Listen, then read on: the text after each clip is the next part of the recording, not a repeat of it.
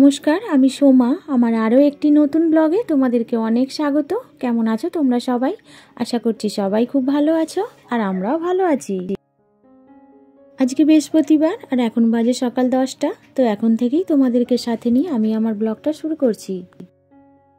আজকে সকালে তাড়াহুড়ো করে টিফিনটা আজকে করতে হয়নি, আর তাই সমস্ত বাসি কাজগুলোকে সেরে আর এই তো আমি স্নান করেও চলে এসেছি। আজকে টিফিন করতে হয়নি, কেননা আজকে হাজবেন্ড খুব তাড়াতাড়ি সকাল সকাল বেরিয়ে গেছিল। তো অনেকটা তাড়াতাড়ি বেরিয়ে গেছিল বলেই ও বলেছিল যে কিছু করতে হবে না, আমি কিছু খেয়েও যাব না, আমি বাইরেতেই আজকে খেয়ে নেবো। তো যাই হোক, আমিও স্নান করে এসে এই তো এবার আমাদেরই টিফিনটা রেডি করছি। আজকে একটু চা বানালাম, কেননা বেশ ঠান্ডা ঠান্ডা লাগছে, তাই ভাবলাম একটু চা খাওয়া যাক। আর এখানে র চাটা বানাচ্ছি বলে তাই একটু আদাও দিলাম, কেননা র চায় আদা দিলে বেশ খেতেও ভালো লাগে। আর তাছাড়া এমনিতেও দুধ চাটা আমরা অত খাইও না। আর এখানে আজকে শাশুড়ির আর আমার মতনই চাটা করছিলাম, তার মধ্যে আবার ছেলেমেয়েরা বললো একটু আমরাও খাবো। আর এই তো চাটা করে ওদেরকেও টিফিনটা তার মধ্যে দিয়ে দিয়েছি। আর এই তো এখন চাটা নিয়ে আমিও একটু খেয়ে নিলাম। আজকে আটাটা অল্পই একটু মাখা ছিল, কালকের আটা মাখা, তো অল্প কটাই পরোটা করে দিয়েছিলাম ওদের মতনই। তো ওদেরকে দিয়ে আর এই তো আমি একটু মুড়ি খেয়ে নিলাম। তো আর একটু আটা মাখলে হতো, কিন্তু দেখলাম ওদের দুজনের মতন যখন হয়ে গেছে তখন আর নিজের মতন করে কি হবে, নিজে বরঞ্চ একটু মুড়ি খেয়ে নেওয়া যাক। আর তাছাড়া বেশি করতে গেলে আবার দেরিও হবে, এদিকে কাজও তো অনেক পড়ে আছে। আর এই যে এইখানে ভাই বোনেদের চায়ের কাপ নিয়ে একটা ওদের মধ্যে দ্বন্দ্ব চলছে। ও বলছে আমি এই কাপে খাবো না, ওই কাপটাতেই খাবো। তো এই নিয়েই চলছে। আর ছেলেটা বলছে যে না, আমি এই কাপ দেবো না। লাস্টে আমি আবার আমার কাপটাই দিয়ে দিলাম, বললাম নেই খা এটাতেই। তো ওর পছন্দ হয়েছিল যে কাঁচের সাদা কাপটাতেই খাবে, ওই কাপটা আলাদা হয়ে গেছে বলে ওই কাপটাও খেতে চাইছিল না। আর এই নিয়েই ওদের মধ্যে একটা তর্কাতর্কি হচ্ছিল। টিফিনটা খেয়ে তারপরে এই যে শাকগুলোকেই নিয়ে বসে পড়লাম বাছতে, কেননা আবার তো একটু পরে রান্নাটাও বসাবো, তাই ভাবলাম বেছে রাখি। আর এই শাকটা হলো খেসার কড়াই শাক। তো শাকটা কালকে কিনেছিলাম, আর কালকে আর রান্না করা হয়নি, তো ভাবলাম রেখে দিয়ে আজকেই করব। আর এখানে এই যে শাকটা বাছতেও ভীষণই বিরক্ত লাগে। এই শাকগুলো এমনই হয়, আবার দোকানের কেনা তো তো ওরা তো কাস্তে করে কেটে নেয়, তাই অনেক কাঠি কাঠি মতনও থাকে। আর এই শাকটা খানিকটা দুব্বো ঘাসের মতনই হয়, তাই অনেকটাই বাছতে হয়। আর এখানে শাশুড়ি আমি মিলেই একটু হাতাহাতি করে বেছে নিলাম, নাহলে অনেক দেরি হতো। আর এই যে বাছার পরে এই কটা বেরিয়েছে ভালো। আর এই যে এইদিকে খানিকটা বাদও হয়ে গেল। এইগুলো আর নেওয়ার মতন কিছুই না, এগুলোকে নিলে ভালো লাগতো না খেতে, শক্ত শক্ত লাগতো, তাই এগুলোকে বাদ দিয়ে ফেলে দিলাম। আর এই তো এখানে শাকটা বাছার পরে কিন্তু অনেকটা সময় পরেই আমি রান্নাটা বসিয়েছিলাম। শাকটা বেছে নিয়ে আমি আমার কাজটাই করছিলাম, আর করে এই তো তারপরেই রান্নাটা বসিয়েছি। তো প্রথমে একটু ফুলকপি আলু দিয়ে আজকে তরকারি করে নিয়েছিলাম। তো এটার প্রথম থেকে তোমাদের দেখাইনি, রোজ রোজই তো এরকম তরকারি করি, তাই আজকে আর এটা দেখালাম না। আর এই তারপরেই শাকটা ভেজে নেবো। আর এই তো এখানে শাকটা ভাজার জন্য প্রথমে কড়াতে তেল দিয়ে আর আমি একটু শুকনো লঙ্কা ফোড়ন দিয়ে নিয়েছি। আর নিয়ে এখানে একটু বেগুন আর পেঁয়াজ কলি আর দু একটা শিম অল্প করেই কেটে দিয়েছিলাম এই শাকটা ভাজার জন্য। এই শাক এইভাবে ভাজলেই বেশি খেতে ভালো লাগে, আর তাই জন্য তেলের মধ্যে ফার্স্টে এই সবজিগুলোকেই ভেজে নেবো।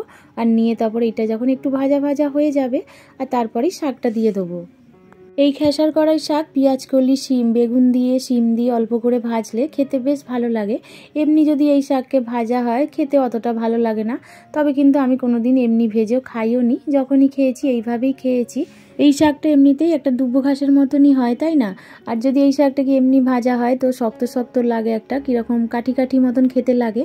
এর মধ্যে যদি পেঁয়াজ কলি একটু বেগুন এইসব দিয়ে ভাজা যায় তাহলে শাক ভাজাটা বেশ নরমও হয় আর খেতেও খুব ভালো লাগে। তবে আমার মাকেও দেখেছি এইভাবেই ভাজতে, আর আমিও এইভাবেই করে খেয়ে থাকি। তবে তোমরা কে কীরকমভাবে এই শাককে খেয়ে থাকো আমাকে একটা কমেন্ট করে অবশ্যই জানিও। আর এই তো শাকটা ভাজার পরে একদমই একটুখানি হয়ে গেছে, কিন্তু খেতে ভীষণই ভালো হয়েছিল এই শাকটা। আর এই তো আজকে রান্নাটাও কমপ্লিট হয়ে গেল। আজকে রান্না তেমন কিছুই করিনি, শাক ভাজা করেছি আর ওই তো প্রথমে ফুলকপি আলুর একটু তরকারি করে নিয়েছি। আর রান্নাটা সেরে তারপরে রান্নার জায়গাটাও খুব ভালো করে পরিষ্কার করে নিলাম, কেননা রান্না করতে করতে চারিদিকটাও নোংরা হয়ে যায়। আর তাই জন্যই প্রত্যেক দিনই রান্না করার পরে জায়গাটা খুব ভালো করেই পরিষ্কার করি, তারপরে খাবারটা খাই। রান্না করতে করতে আমার এই জায়গাটা একটু বেশি নোংরা হয়ে যায়, কেননা বারবার হাত ধোয়া হয়, সব কিছু ধোয়া টোয়া হয়, আর তাই জন্য জলটাও বেশি পড়ে যায় আর জায়গাটাও খুবই অপরিষ্কারও হয়ে যায়। আর এই তো গ্যাসের ওপরটা মুছে নিয়ে তারপরে বারান্দাটাও মুছে নিচ্ছি, কেননা বললাম না যে রান্না করতে গেলে খুব অপরিষ্কার হয়ে যায়, আর এই জায়গাটা খুবই জল পড়ে যায় রান্না করতে করতে। আর তাই জন্য প্রত্যেক দিনই রান্নার শেষে রান্নার জায়গাটা খুব ভালো করেই পরিষ্কার করে নিয়ে তারপরে ভাত বাড়ি, তারপরেই খাওয়া দাওয়াটা করা হয়।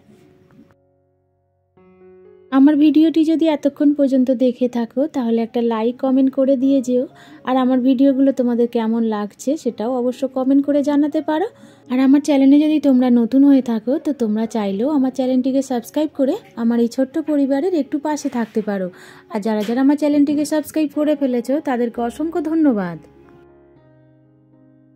আর এই তো পুরো বারান্দাটাই আমার ভালো করে পরিষ্কার করা হয়ে গেল, কেননা প্রত্যেক দিনই রান্নার পরেই আমি চারিদিকটাই ভালো করে পরিষ্কার করে নিই। আর এই তো তারপরে সবাই মিলে এখন আমরা খেতেও বসে পড়েছি। এই মুহূর্তে আমি আর আমার ছেলেটাই খেতে বসেছি, শাশুড়ি আর মেয়ে এখনো খেতে বসেনি, ওরা বেশ খানিকটা পরেই বসেছিল খেতে। আর এই তো এখন কিন্তু অনেকটাই সময় পরে সন্ধেও হয়ে গেছে, তখন দুপুরের খাওয়া দাওয়া সেরে তারপরে আমি আমার কাজই করছিলাম। আর এতক্ষণ করার পরে তারপরেই তো এই কাজটাও পুরো আমার হয়েও গেছে। আর এই যে সবগুলো এখন গুছিয়ে রাখছি, তো এইগুলোকে সব গুছিয়ে আর এই জায়গাটাই এবার ভালো করে পরিষ্কার করে নেবো। শীতকালেতে বেলাটাও খুব ছোট হয়, আর তাই প্রত্যেক দিনই কাজ সারতে সারতে সন্ধেই হয়ে যায় সব কাজগুলো সারতে, কেননা ওই যে বাইরের কাজটা করি বলে এদিকে ঘরের কাজগুলোও তো টাইমের মধ্যে গুছিয়ে নিতে হয়, তো সেই সব করে আর বাইরের কাজটা করতে গেলে প্রত্যেক দিনই সন্ধে হয়ে যায়। প্রত্যেক দিনই একটা জিনিস ভাবি যে কাল থেকে কাজগুলো এবার একটু তাড়াতাড়ি করব, কিন্তু কোনো দিনই আর হয়ে ওঠে না। আসলে এই ঠান্ডার মধ্যে তাড়াতাড়ি করে কাজগুলো করতে পারি না, আর তাই প্রত্যেক দিনই দেরি হয়ে যায়। তো যাই হোক, সমস্ত কাজগুলোকে সেরে তারপরে আমি একটু মুখ হাত পাটা ধুয়ে এলাম, কেননা এই যে কাজগুলো করি তো তাই একটু মুখ হাত পাটাও নোংরা হয়ে যায়। গরমকাল হলে গাটা একটু ধুয়ে নিতাম, কিন্তু ঠান্ডা বলে আর গাটা সেইভাবে ধোয়া হয় না, কাজটা শেষে একটু মুখ হাত পাটাই ভালো করে ধুয়ে নিই।